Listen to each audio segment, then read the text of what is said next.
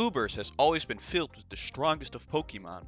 Ever since Gen 1 Mewtwo, it has been a metagame centralized around only the most powerful. But every once in a while, a little niche pops up, a role that can only be fulfilled by a pick nobody would expect, like Ferrothorn walling Kyogre or Gothitelle stalling out Ultra Necrozma. But why Fezandipiti of all Pokemon? Its stats don't look particularly impressive. It is a nice special defense stat and a decent speed for an Ubers tier where many of the strongest Pokemon have a base 90 speed. But the base stats bestowed upon it by Arceus itself are nothing to write home about. But stats are not everything. Box legendaries have enormous stats, and even the less bulky ones will still have impressive defenses.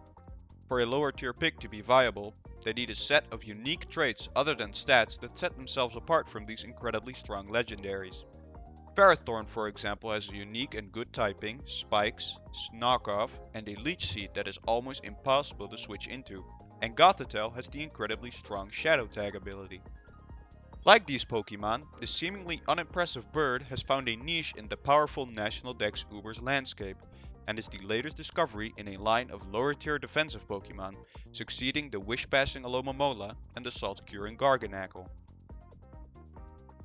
But what makes Fezandipiti a good support Pokemon? First of all, its Poison Fairy typing lets it resist Dark and Fairy, absorb Toxic Spikes, and be immune to Toxic and Dragon. This, in conjunction with a usable special defense stat, lets Fez be a reliable counter to some of the most impactful special attackers of the tier. All variants of Eternatus, Yveltal, Arceus Fairy, and Arceus Dark. Meteor Beam Eternatus has been a strong set throughout the generation, but saw a surge in use following Xerneas' ban in the spring of 2024. This variation was mostly used as a wall breaker and cleaner on balance and bulky offense teams, where it dropped Sludge Bomb in lieu of Recover. It turned out that Dragon and Fire coverage was sufficient, while the longevity enabled Eternatus to play far more fluidly. While this did come at the cost of failing to break through Arceus Fairy, it was a small price to pay. As this longevity was not needed on Hyper Offense, Sludge Bomb was retained. During the summer, Calm-Eyed Arceus forms with heavy special defense investment rose to the forefront of the metagame, in large part due to their ability to use Meteor Beam Eternatus and the Surging Life Orb Yveltal as setup opportunities. Consequently, on Hyper Offense teams, Eternatus started to shift towards Terra Dragon to enable it to break through these Calm-Eyed Arceus forms instead of the Terra Fire it typically used to help defensively against Zacian Crowned. All of these Pokemon were ruinous for bulkier balanced teams, as they feasted on passivity and bulky teams were forced to adapt or risk falling out of the metagame entirely. If only there was a Pokemon that could handle all three of these Pokemon. Fezandipiti is able to force Yveltal and Calm-Eyed variants of Arceus Fairy and Arceus Dark out, not just by threatening super effective damage or stat debuffs with its utility moves Moonblast, Icy Wind, and Acid Spray, but also a toxic poison from its ability Toxic Chain. Dealing with Eternatus is a bit more complicated, but it can switch into Meteor Beam and then pivot out with U-turn on Eternatus to swap to Ho-Oh to status it, or go into a strong ally getting threaten a KO. Fezandipiti also matches up incredibly into stall, not fearing anything except for Ho-Oh. Dondozo fears getting KO'd via Acid Spray drops. Darkseid's Foul Play does nothing into the bird, Chansey can do nothing but mash Seismic Toss, and neither Giratina nor Eternatus have any move that does anything into Fez, being relegated to PP wasters for the stall team. Toxic Chain is a very potent ability in National Dex Ubers, as there are very few defensive steel and poison types. Ferrothorn is fairly uncommon, and defensive Necrozma Duskmane is not the most viable option. The only other viable poison type, Eternatus, doesn't beat Fezandipiti due to Fez's Dragon and Toxic Immunity.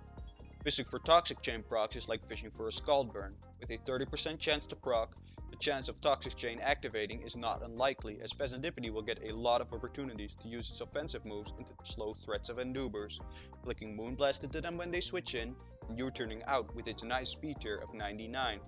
This lets it outspeed crucial foes like defensive Primal Groudon, Ho-Oh, Coil Zygarde, and Giratina Origin, and slow pivot on Arceus, Yveltal, and Eternatus, allowing Fez to safely bring in a teammate.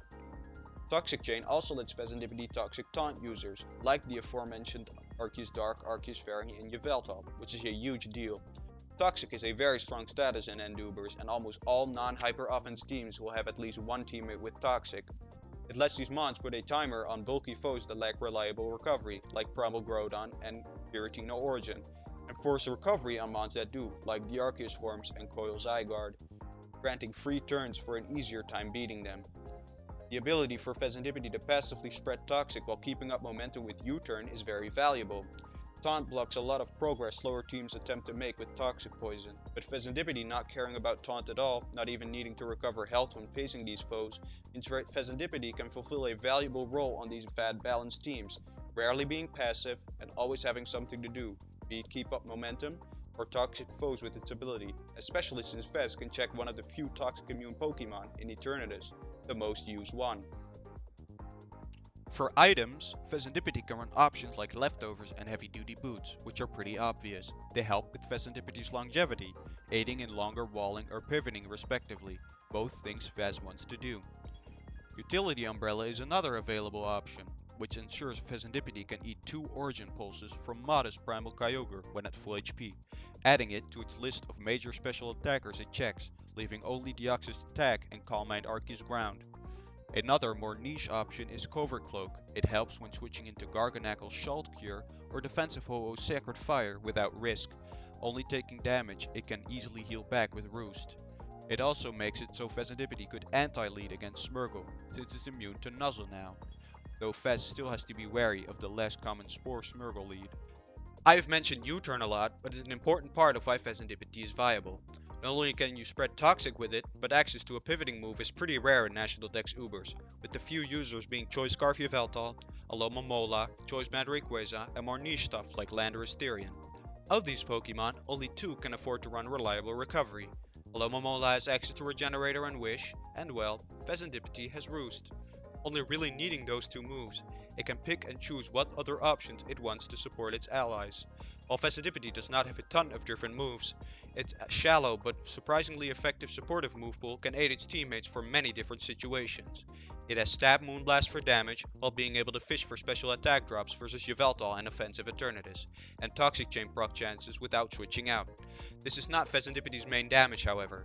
It will run Acid Spray more often, as its main attack.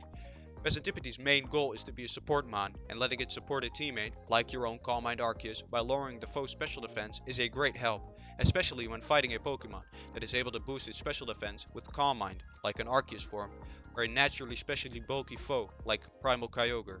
Acid Spray also lets Fezandipiti deal with defensive Eternatus more handily without wasting too much Moonblast PP to Eternatus' pressure. It can also use Icy Wind to support its team by dropping the foe's speed.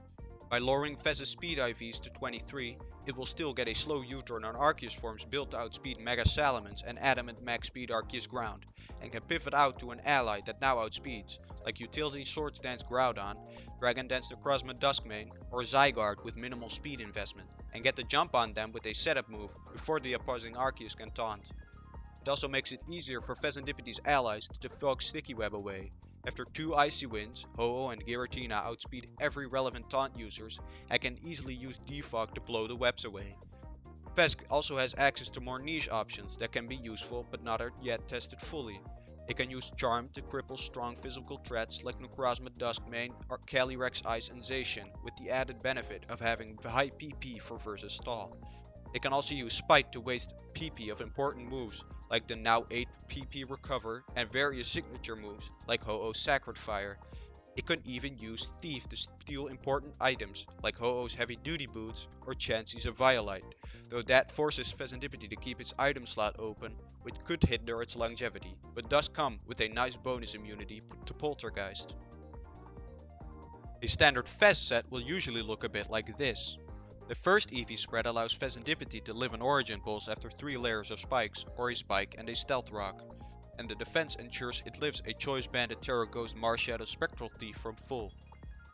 The second EV spread allows Fezandipiti to 4-hit KO defensive Eternatus after an Acid Spray. This special defense lets Fez survive 2 Moongeist beams from Choice Specs Lunala. Terra Grass allows Fezandipiti to tank hits from the various ground types in the tier, and eat a few extra hits from Primal Kyogre.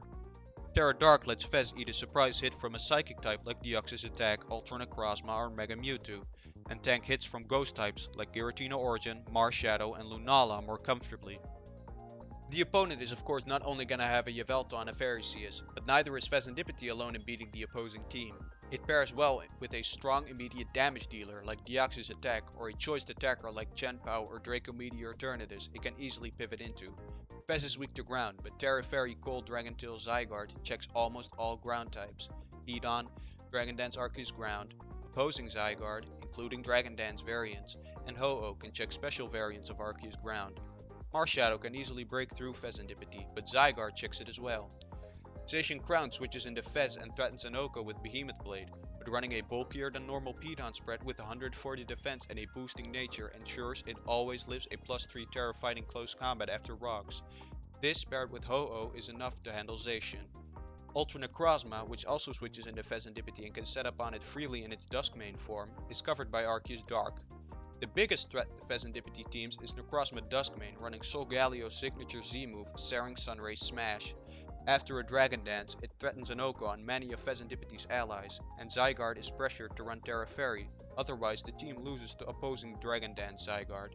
This can be solved by running Terra Water Garganacl along your Zygarde to check Dragon Dance NDM, but not many teams can afford this. Let's have a look at some submissions from the team building competition to show how different players have built their team around the support Fezandipiti can provide. Grand K-Man's team is almost exactly as described in the previous section: a Deoxys Attack, a Terra Fairy Coil Zygarde, a 140 plus defense Primal Groudon, and Arceus Dark.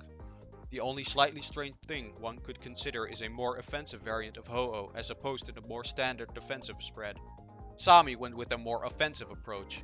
While it still has Terra Fairy Coil Zygarde and while not as invested as K-Man's still bulky Primal Groudon, he opted for Giratina Origin instead of Ho-Oh as his defogger, since the weaknesses left by not using Ho-Oh are patched up by using Dragon Dance Necrozma Duskmane, soft-checking Zacian Crown, Eternatus, and Deoxys Attack. But now Sami has a dangerous setup sweeper paired with Fezandipiti and a hugely dangerous choice band Chenpao, which aids in help breaking a foe's Necrozma Duskmane, and is a nice source of strong priority versus opposing Dragon Dance sweepers like Ultra Necrozma or Rayquaza. Bobsican went with the unusual choice of foregoing Primal Groudon on his team, opting to patch up the holes it leaves with a Rocky Helmet Landorus Therian and an Alomomola for Zacian and Dragon Dance Zygarde, and running a Utility Umbrella on Fezandipiti to aid versus Primal Kyogre and Arceus Water. This leaves the team with 3 pivoting Pokemon, something a choice band Chenpao can take great advantage of to punch holes through the opposing team. Bobsican went with the Giratina Origin as a defogger, since it pairs up especially well with Alomomola's Wish support, and rounds out the team with a defensive Arceus Dark to help against Ultra Necrozma. It should also be mentioned that, since the team only has physical attackers, there is no point for Fezandipiti to run Acid Spray, and this is reflected in Bobsican's choice to run a physical Play Rough Fez to go off the higher attack stat. Well, that is Fezandipiti in a nutshell. What do you think of this goofy bird? Please let me know in the comments. I also want to give a huge shout out to Grand K-Man. This video would not have turned out the way it did if not for their help. I also want to thank all of you for watching. Have a great day.